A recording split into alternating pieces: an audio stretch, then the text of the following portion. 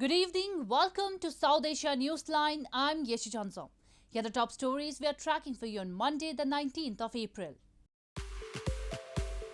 India continues to report over 200,000 daily COVID-19 cases. Capital New Delhi announces 6-day lockdown. President Ghani says Afghanistan ready for coalition forces pull out. And Nepal decides to close educational institutes until May 14 as COVID-19 cases surge.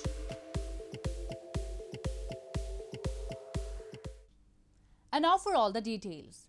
India on Monday reported 273,810 new coronavirus cases, the highest single-day spike so far since the pandemic broke out, and the highest ever single-day spike in COVID-related deaths with 1,625 fatalities. Amid the second and more deadly virus wave across India, authorities in capital New Delhi have also announced a 6-day lockdown to tackle the crisis. India on Monday reported 273,810 new COVID-19 cases and 1,619 people succumbed to the infection in the last 24 hours. The country's Maharashtra, Karnataka states and capital New Delhi saw the biggest single-day surge in the last 24 hours. Maharashtra logged 68,631 infections, Delhi reported 25,462 new cases, while Karnataka saw a spike of 19,067 cases. Delhi, after imposing a weekend curfew on Monday, announced a 6-day lockdown to tackle the crisis. Following the announcement, people in capital queued outside liquor shops to stock up while migrant workers rushed to interstate bus stands to return to their villages. हम किसी भी हालत में दिल्ली को उस परिस्थिति में नहीं ले जाना चाहते जहां कॉरिडोर के अंदर पेशेंट्स पड़े हैं, सड़कों पे लोग दम तोड़ रहे हैं। आज सभी परिस्थितियों का जायजा लेने के बाद आपकी सरकार को ये लगता है कि दिल्ली में कुछ दिन के लिए लॉकडाउन लगाना ज़रूरी है, तो आज रात को 10 बजे से अगले सोमवार को सुबह 5 बजे तक 6 दिन के लिए दिल्ली में लॉकडाउन लगाया जा रहा है। पे आप मार्केट में भी देख सकते हैं, बहुत भीड़ है, कोई प्रिकॉशंस इतने अच्छे से ले नहीं पा रहा है। तो मैं ये देखती हूँ कि गवर्नमेंट ने ये बहुत अच्छा एक डिसीजन लिया है, ऑल्दो पिछली बारी की तरह एक सडन लॉकडाउन नहीं उठा लिया। Amid the second and more deadly virus wave across India, the country's hospitals are struggling with a shortage of beds, oxygen and key medicines. This comes as India is attempting to continue vaccinating its frontline workers and citizens over the age of 45. The country has so far administered over 122 million COVID vaccine doses. In news from Pakistan, Pakistan's Interior Minister Sheikh Rashid on Monday informed that 11 policemen who were taken hostage in Lahore have been released following talks with the proscribed Tehreek-e-Labbaik Pakistan. The far-right Islamist party was banned last Thursday following violent clashes over the arrest of their leader who had threatened to hold massive rallies against the cartoon depictions of Islam's prophet in France.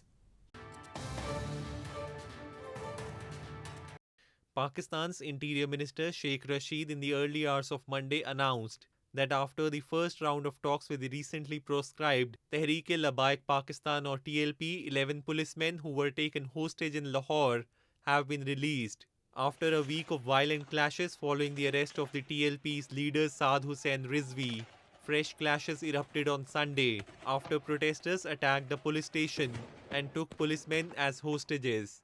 Pakistan's government had last week banned the far-right radical party TLP under anti-terrorism laws after 3 days of violent clashes as thousands of Islamists took to the streets demanding release of Rizvi, who was arrested for threatening to launch rallies to demand the expulsion of the French envoy from the country over the publication in France of depictions of Islam's prophet, which is considered blasphemous. और पहला दौर काफ़ी बेहतरी से मुकम्मल हुआ है। सहरी के बाद सुबह दूसरा राउंड होगा। उन्होंने गिरफ्तार जो बंदे ये हमारी बनाए थे पुलिस वाले 11 वो छोड़ दिए हैं और वो खुद भी टीएलपी के लोग मस्जिद रहमतुल्लिल आलमीन के अंदर चले गए हैं और पुलिस भी पीछे हट चुकी है। The Interior Minister expressed hope that the rest of the matters would be resolved with the TLP in the next round of talks. TLP spokesperson Shafiq Amini said 4 supporters had been killed on Sunday in the violence. More than 300 police personnel have been injured and at least 4 policemen killed so far in the clashes since last week. Moving on, Sindhi activists across the globe have been raising their voices against atrocities, human rights violations by the Pakistani establishment on its people and other minorities in the country. Several US-based Sindhi activists are on an almost month-long arduous journey from the UN headquarters in New York to Washington, D.C. to highlight human rights violations in Sindh province of Pakistan. Several US-based Sindhi activists are on an almost month-long arduous journey from New York outside the United Nations headquarters to Washington, D.C. to highlight human rights violations in Sindh province in Pakistan. The march, which began on April 7, is being organized by Sindhi Foundation spearheaded by US-based Sindhi activist Munawar Sufi Lagari. Titled Long Walk for Freedom, Nature and Love, is a demonstration that will cut through 5 US states. Along the way, participants meet community members, other human rights groups and even political leaders who wish to support the fight against climate change in Sindh province and human rights violations. We saw a significant increase in human rights violations and abuses during COVID in Sindh. We cannot just sit and watch while our loved ones get killed, abducted, and disappeared. Our innocent Sindhi Hindu girls are abducted. Most of them are underaged, and they are forcibly converted to Islam. Issues such as enforced disappearances, the plight of Sindhi women in Pakistan, environmental problems in Sindh and even something as basic as water has been some of the major concerns for the people of Sindh for decades. And countless voices seemingly fall on the deaf ears of those who could bring change. Moving on to news from Afghanistan. US President Joe Biden last week announced end of US troop deployment to Afghanistan, saying it is time for American troops to return home. Afghan President Ashraf Ghani has now said that the country has long been ready for the US and NATO-led coalition forces withdrawal, while reiterating that his government is committed to the peace talks with the Taliban and that it is now up to the latter to act on it. Afghan President Ashraf Ghani on Sunday said that his country has long been ready for the US and NATO-led coalition forces withdrawal. This came days after US President Joe Biden announced all its troops will be out of Afghanistan by September 11, the 20th anniversary of the Al-Qaeda attacks that triggered America's longest war. During a security personnel medal awarding ceremony held in capital Kabul, he pointed out that the withdrawal of foreign forces from Afghanistan will require that Pakistan make a decision about whether to opt for cooperation or enmity with its neighbor. Ghani reiterated that Afghan government is committed to the peace talks with the Taliban and that it is now up to the latter to act on it.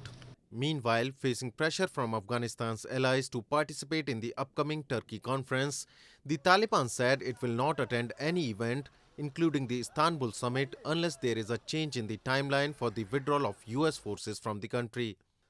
The meeting scheduled to be held on April 24 would include the United Nations and Qatar as part of a US-backed push to advance stalled Doha talks ahead of May 1 deadline for the withdrawal of foreign troops from Afghanistan. Biden's decision would miss a May 1 deadline for withdrawal agreed with Taliban insurgents by its predecessor Donald Trump's administration.